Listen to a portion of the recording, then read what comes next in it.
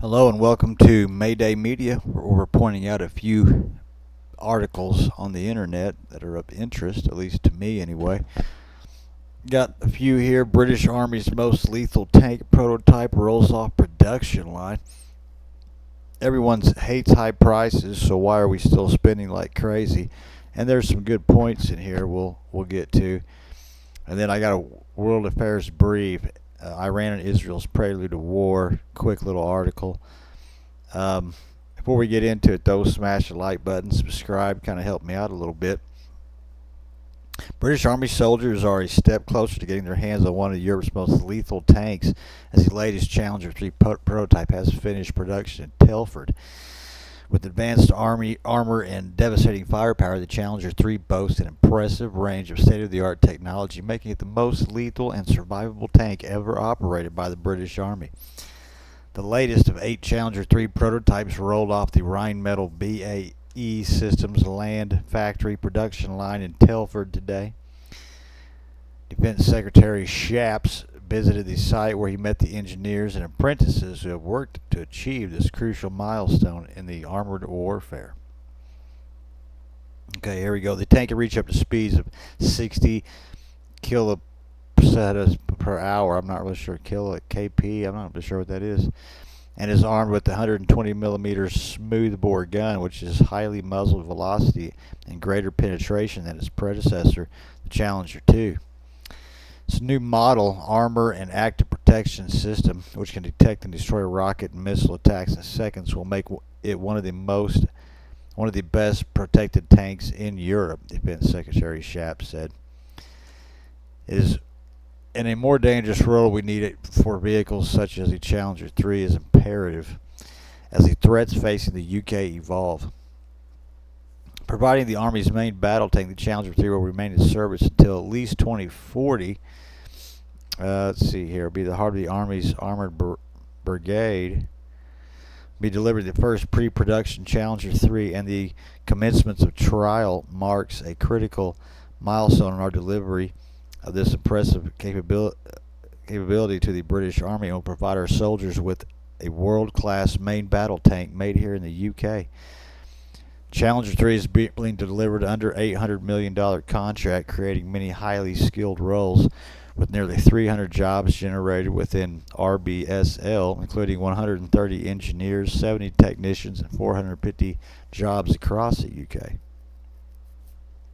That's the gist of that. She's a mean-looking girl right there.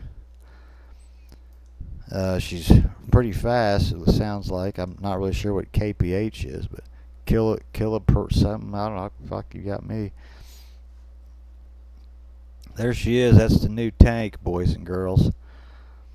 Whatever you feel about war, that one will be on the war field in World War III. Everyone hates high prices, so why are we still spending like crazy? Yeah, that's a good question. Why are we spending through the pain? According to experts I talked to, the surge in hate spending can be attributed to various factors. For one thing, a lot of people still have the financial stability necessary to open their wallets. Many customers are just throwing up their hands at a state of financial affairs. And not me, other than like when I got to eat. But here's really what's really kept some of what is happening in the macroeconomics. They can absorb these increased costs. The labor market is strong. Wage growth has been outpacing inflation for months. Median household wealth, adjusting for inflation, grew by 37%. I'm not sure if I completely believe that number or not. Some cracks have begun to emerge. People's savings have fallen after being boosted by stimulus checks and the lack of spending options during the pandemic. And credit card and auto loan delinquencies are on the rise. Lower income households in particular are likelier to be struggling. Still, on the whole, Americans are doing well. Beyond the raw dollars and cents, there are a lot of mental and emotional factors going into people's willingness to suck it up and face higher prices. Yeah, our consumerism culture, we're actually brainwashed to do this. Many of us have the tendency to look at a problem or frustration and think, what can I buy about this? Yeah, really. There are also levels of YOLO, which is you only live once. There's FOMO, fear of missing out. There's a lot of reasons why. Too long of an article to get all the way through. A lot of it's not of interest. But I thought that was a good question. You know, everyone hates these high prices, but yet people are not boycotting them. They're spending. And it's not, like I said, just on groceries. It's, it's leggings, it's shoes.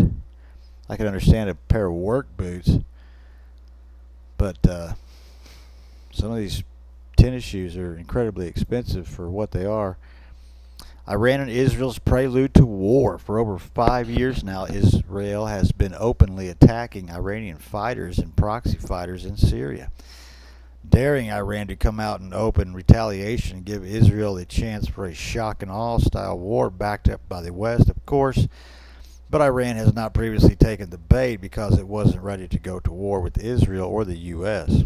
But after Israel's last provocation, an attack on Iran's Syrian embassy annexed on April 1st that killed 7 high-ranking officers in a clear violation of international law, Iran finally hit back with a barrage of 300-plus aerial weapons ranging from hundreds of armed drones to ballistics and cruise missiles. Iran still isn't ready to prosecute this war, but it is getting close, and felt it had to give a limited response this time. Only a few of the projectiles made it through Israel's layered anti-missile defense system tanks to the help of U.S., British, and Jordanian aircraft, which shot down most of the faster and more advanced missiles. Interestingly, Iran avoided targeting cities and aimed mostly at military installations, indicating a desire to punish Israel without civilian casualties, all the while issuing warning statements about a much larger barrage if Israel chooses to retaliate and go to war with Iran. But the most interesting aspect has been that the delay in the Israelis' response because of U.S. demands on Israel not to retaliate in any major way. Israel did not anyway early this morning with a limited attack. Israel did anyway early this morning with a limited attack to save face with public expectations. So we'll have to see if it is enough to cause an Iranian escalation response. This week I'll show you why I think the U.S. is trying to dampen down the prospects of war and how it represents a change in their globalist agenda, at least for the short term. So, he's pretty much right on that. Israel didn't really hit back again with much, but when Israel's starting this shit, people's calling them out, and they just don't seem to give a fuck. And I'd say hold back weapons and let them duke it out. Kind of way I look at it. I really don't give a fuck about either two of those countries. Looks like it'd be nice land to own, I can tell you that. But anywho, like, subscribe, toodaloo.